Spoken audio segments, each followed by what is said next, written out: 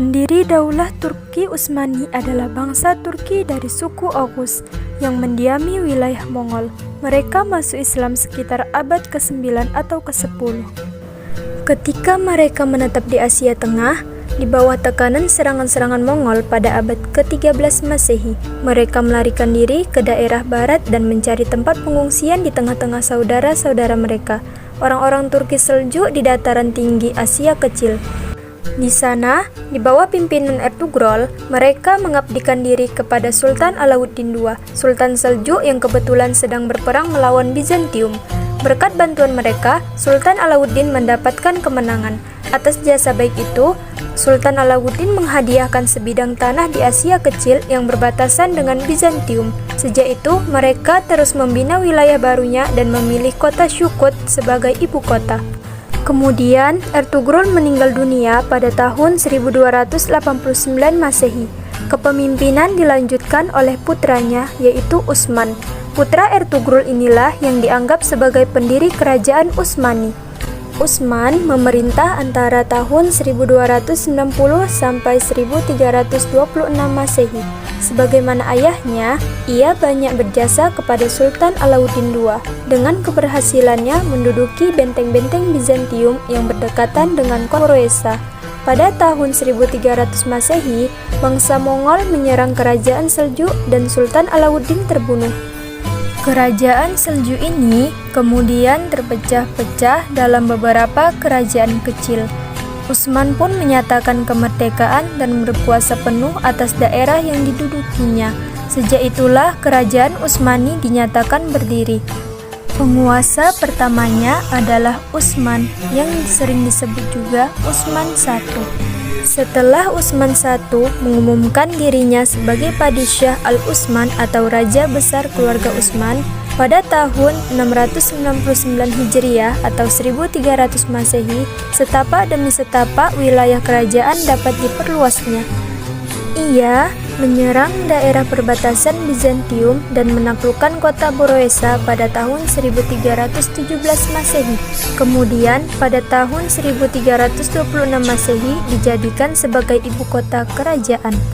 Pada masa pemerintahan Orkan, kerajaan Turki Utsmani ini dapat menaklukkan Azmir tahun 1327 Masehi, Tawashanli 1330 Masehi, Uskandar 1338 Masehi, Ankara 1354 Masehi, dan Gallipoli 1356 Masehi. Daerah ini adalah bagian benua Eropa yang pertama kali diduduki oleh kerajaan Utsmani. Adapun faktor penting yang mendukung keberhasilan ekspansi adalah keberanian, keterampilan, ketangguhan, dan kekuatan militernya yang sanggup bertempur kapan dan di mana saja. Murad I, yaitu pengganti Orkan. Ia berkuasa antara 1359 Masehi sampai 1389 Masehi. Selain memantapkan keamanan dalam negeri, ia melakukan perluasan daerah ke benua Eropa. Ia dapat menaklukkan Adrianople yang kemudian dijadikannya sebagai ibu kota kerajaan yang baru, Makedonia, Sofia, Salonia, dan seluruh wilayah bagian utara Yunani. Sultan Bayazid I, yaitu pengganti Murad I. Ia berkuasa antara 1389 sampai 1403 Masehi. Pada masa kekuasaannya, ia melanjutkan dalam perluasan wilayah hingga berhasil merebut Kosovo pada tahun pertama pemerintahannya, yaitu 1389 Masehi. Ekspansi kerajaan Utsmani sempat terhenti begitu lama. Ketika ekspansi diarahkan ke Konstantinopel, tentara Mongol yang dipimpin Timur Leng melakukan serangan ke Asia Kecil. Pertempuran hebat terjadi di Ankara pada tahun 1402 Masehi. Tentara Turki Utsmani mengalami kekalahan. Bayazid bersama putranya yaitu Musa tertawan dan wafat dalam tawanan pada tahun 1403 Masehi. Karena kekalahan Bayazid di Ankara membawa akibat buruk bagi Daulah Turki Utsmani, penguasa-penguasa Turki Seljuk di Asia Kecil melepaskan diri dari genggaman Turki Utsmani. Wilayah-wilayah Serbia dan Bulgaria juga memproklamirkan kemerdekaan. Selain itu juga, putra-putra Bayazid saling berebut kekuasaan karena belum ada yang dipersiapkan Bayazid setelah Sultan sesudahnya. Daulah Turki Utsmani saat itu mengalami kevakuman kekuasaan. Suasana buruk ini baru berakhir setelah Sultan Muhammad I dapat mengatasinya. Sultan Muhammad berusaha keras menyatukan negaranya dan mengembalikan kekuatan dan kekuasaan seperti sedia kala. Setelah Timur Leng meninggal pada tahun 1400 Masehi, Kesultanan Mongol terpecah belah dan dibagi-bagi kepada putra-putranya, yang dimana putra-putranya itu saling berselisih. Kondisi seperti ini dimanfaatkan Turki Utsmani melepaskan diri dari kekuasaan Mongol. Maka usaha Muhammad I yang telah berhasil meletakkan dasar-dasar keamanan dalam negeri dilanjutkan oleh anaknya Sultan Murad II pada tahun 1421 sampai 1451 Masehi. Sehingga Turki Utsmani mencapai puncak kejayaannya pada masa Muhammad II atau biasa disebut Muhammad Al-Fatih pada tahun 1451 sampai 1484 Masehi. Dalam menaklukkan Konstantinopel, Sultan Muhammad II memiliki perencanaan yang begitu matang, strategi yang jitu, penuh perhitungan, dan yang tidak kalah pentingnya, ia membangun benteng pertahanan di dekatnya sebagai tempat penyimpanan dan perbekalan persenjataan. Dengan cara itu, tidak akan terjadi kelangkaan peralatan dan perbekalan.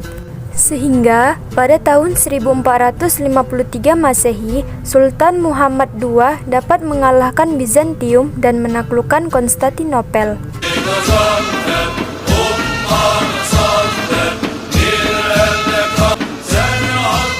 Dengan ditaklukkannya Konstantinopel, Sultan Muhammad II memindahkan pusat pemerintahan atau ibu kota Daulah Turki Utsmani dari Adrianopel ke Konstantinopel setelah mengadakan perbaikan-perbaikan yang rusak akibat perang.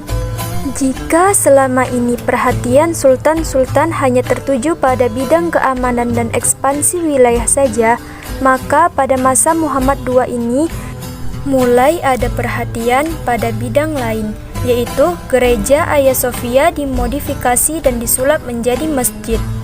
Tak hanya itu, masjid baru juga dibangun dan diberi nama Masjid Jami Muhammad Al-Fatih atas bantuan seorang arsitektur Yunani yang bernama Christodoulos.